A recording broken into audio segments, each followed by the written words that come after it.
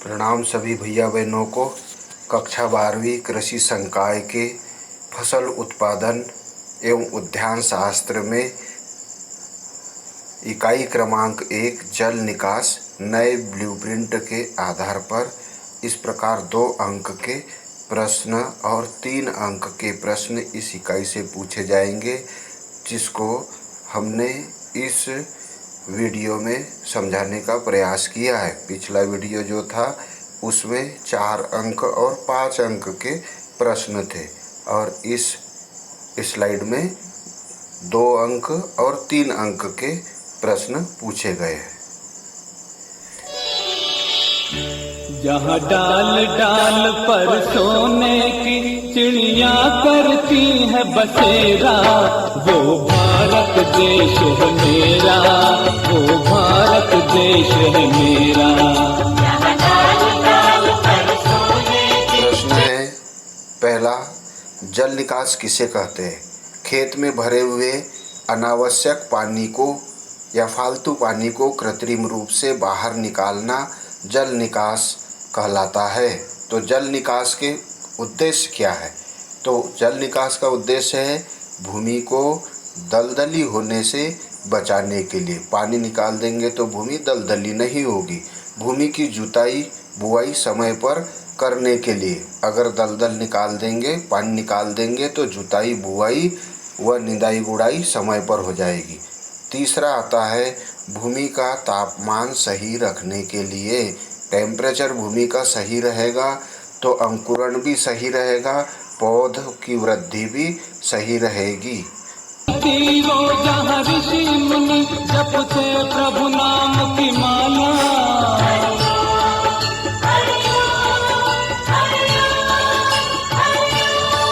जहाँ हर बालक एक मोहन है और राधा एक बाला, और राधा एक। अगला प्रश्न आता है जल निकास के लाभ या महत्व लिखिए। तो उत्तर निम्न है। भूमि दलदली होने से बच जाती है। दूसरा, भूमि का तापमान सही हो जाता है। तीसरा, भूमि अनुपजाऊ होने से बच जाती है। और चौथा, भूमि की जुताई एवं गहाई समय पर हो जाती है। भाई लिखा हुआ है, उसको गाय समझे। अगला प्रश्न आता है जल निकास के तरीकों या विधियों के नाम लिखिए। तो जल निकास के तरीके या विधियाँ कौन सी है? पहला, पृष्ठीय जल निकास। जब जल निकास की नालियाँ भूमि की सतह के ऊपर बनाई जाती है तो उसे पृष्ठीय जल निकास कहते हैं। दूसरा, भूमिगत जल निकास। जब जल भूमि की नाली या भूमि की सतह के नीचे बनाई जाती है उसे भूमिगत जल निकास कहते हैं।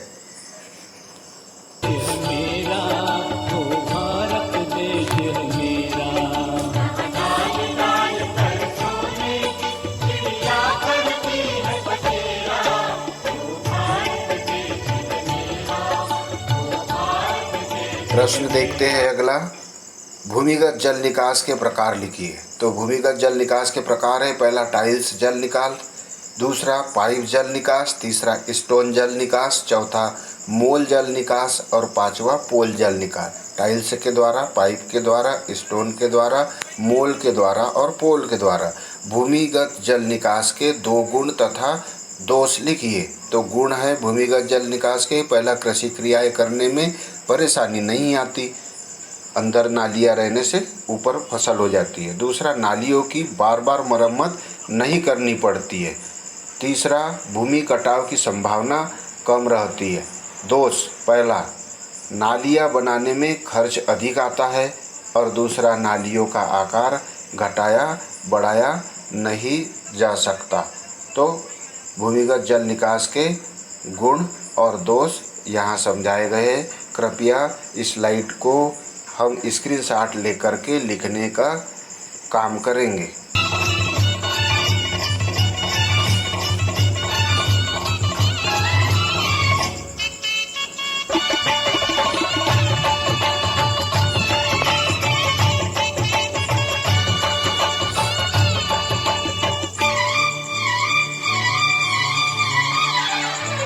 अब प्रश्न बनता है, पृष्ठीय जल निकास एवं भूमिगत जल निकास में अंतर लिखिए। तो पृष्ठीय जल निकास और भूमिगत जल निकास में पहला है पृष्ठीय जल निकास में यह नालियाँ भूमि की सतह पर बनाई जाती है और यह नालियाँ भूमि की सतह के नीचे बनाई जाती है। दूसरा, नालियाँ बनाने में खर्च कम आता है पृष्ठीय में, और भूमिगत में नालियाँ बनाने में खर्च अधिक आता है। तीसरा, नालियाँ बार बार टूटती है। पृष्ठीय नालियाँ जो भूमि के ऊपर होती है वो बार बार टूटती है, और भूमिगत नालियाँ बार बार नहीं टूटती। क्यों? क्योंकि यह भूमिगत होती है। तो पृष्ठीय जल निकास और भूमिगत जल निकास की परिभाषा भी यहाँ आ गई और इसके लाभ भी आ गए। नालियाँ भूमि की सतह पर बनाई जाती है और ये नालियाँ नीचे बनाई जाती है।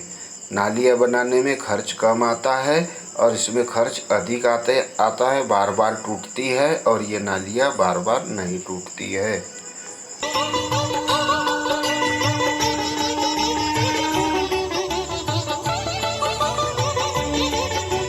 किसी नगर में किसी द्वार पर कोई न ताला डाले, कोई न ताला डाले। अब प्रश्न बनता है, जल निकास को प्रभावित करने वाले कारक लिखिए। तो निम्नलिखित कारक है जल निकास को प्रभावित करने वाले। पहला, भूमि की ढाल। भूमि की ढाल जिस अनुसार होगी उसी अनुसार नालियाँ होगी। दूसरा, भूमि की किस्म।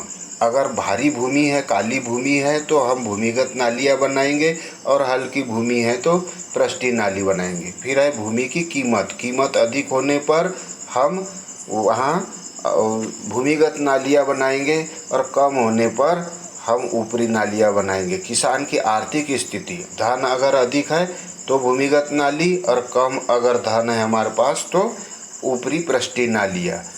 अनावश्यक जल की मात्रा, यह भी देखेंगे कि अनावश्यक जल की मात्रा कितनी है। अधिक होने पर भूमिगत और कम होने पर पृष्ठीय। अगला प्रश्न बनता है, भूमि में अधिक जल एकत्रित होने की स्थितियाँ लिखिए। क्यों अधिक जल होता है एकत्रित? पहला, आर्थिक अधिक वर्षा होने पर खूब ज़्यादा पानी आए तो। दूसरा, सिंचाई के तुरंत बाद वर्षा होना, सिंचाई की पानी आ जाए। तीसरा, निचले धरातल वाली मृदा में। चौथा, भूमि के नीचे कठोर परत होना, चट्टानों से घिरी हुई मृदा होने पर अधिक दलदली होती है। और बढ़े बढ़ता ही रहे और फूले फले, बढ़ता ही रहे और फूले फले। चुप क्यों हो गए? और सुनाओ। अब प्रश्न महत्वपूर्ण आता है, सिंचाई एवं जल निकास में अंतर लिखिए। तो सिंचाई क्या है? खेत में कृत्रिम विधि से पानी देना सिंचाई कहलाता है, और जल निकास में खेत से भरे हुए फालतू पानी को बाहर निकाला जाता है।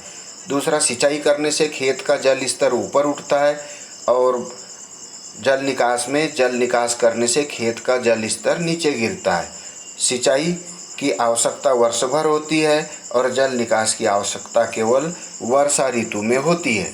चौथा, सिंचाई का जल घरेलू उपयोग में काम आता है और जल निकास का जल घरेलू उपयोग में काम में नहीं आता। यहाँ हम सिंचाई और जल निकास को अच्छे से समझ लिए।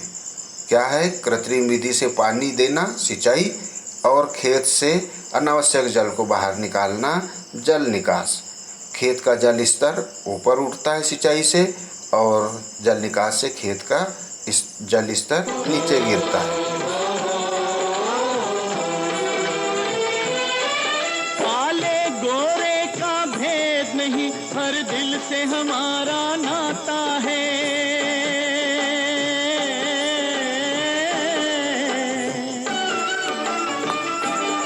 इस प्रश्न को भी ध्यान देंगे।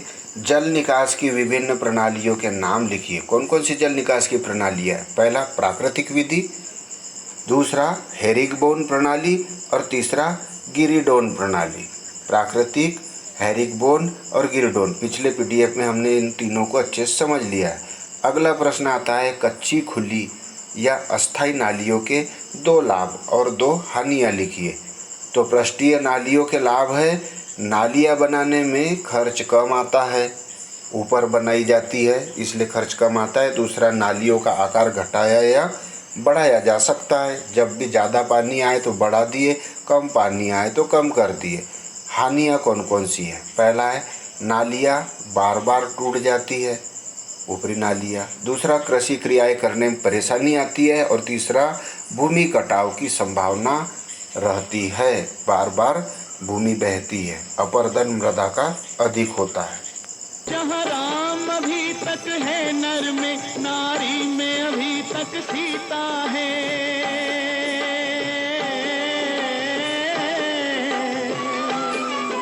इतने पावन हैं लोग जहाँ, इतने पावन हैं लोग जहाँ। अब प्रश्न आता है, स्थायी या पक्की नालियों के लाभ हानि लिखिए। तो स्थायी और पक्की नालियों के लाभ, नालियाँ बार बार नहीं टूटती क्योंकि भूमि के अंदर होती है। भूमि कटाव की संभावना कम रहती है क्योंकि पक्की नाली रहती है। पानी का रिसाव नहीं होता पक्की नाली होने के कारण। हानियाँ, नालियाँ बनाने में खर्च अधिक आता है, तकनीकी ज्ञान की आवश्यकता होती है। और तीसरा, नालियाँ बनाना बहुत कठिन है। अब प्रश्न बनता है, जल निकास गुणांक किसे कहते हैं? तो किसी ज्ञात क्षेत्रफल से 24 घंटे में जितने सेंटीमीटर या इंच पानी का निकास किया जाता है उसे जल निकास गुणांक कहते हैं। कि भाई 1 एकड़ क्षेत्र है तो 1 एकड़ में 24 घंटे में जितने सेंटीमीटर इंच पानी का निकास हुआ वह जल निकास गुणांक कहलाएगा। ये सोच के मैं इतराता हूँ, भारत का रहने वाला हूँ, भारत की बात सुनाता हूँ। है प्रीत जहाँ की रीत सदा। अब प्रश्न बनता है, भूमि में अधिक या अतिरिक्त जल से होने वाली हानियाँ लिखिए। तो भूमि दलदली हो जाती है। दूसरा, भूमि की उर्वरा शक्ति कम हो जाती है। तीसरा, फसलें सड़ गल जाती है। और चौथा, भूमि की जुताई एवं बुआई समय पर नहीं हो पाती अधिक जल होने से। प्रश्न है अगला, जल निकास का पौधों पर क्या प्रभाव पड़ता है? यह स्लाइड बहुत महत्वपूर्ण है। तो जल निकास का पौधों पर प्रभाव, पहला, पतले सर निकलने से बच जाती है। यानी पानी अगर जमा हो जाए तो अंकुरन के सर जो है वह बहुत पतले पतले निकलते हैं। दूसरा, फसलों का उत्पादन बढ़ जाता है। फिर पौधों में रोग एवं कीट कम होते हैं। चौथा, पौधों की जड़ें भूमि में अधिक गहराई तक जाती है। जल निकास का पौधों पर प्रभाव, अगर मान लो जल निकास कर दिया हमने तो पतले सर निकलने से बच जाती है, मोटे मोटे डंठल लेकर के फसल निकलती है। दूसरा, उत्पादन भी बढ़ जाता है, रोग एवं कीट कम लगते हैं और जड़ें भूमि में अधिक गहराई में जाती है।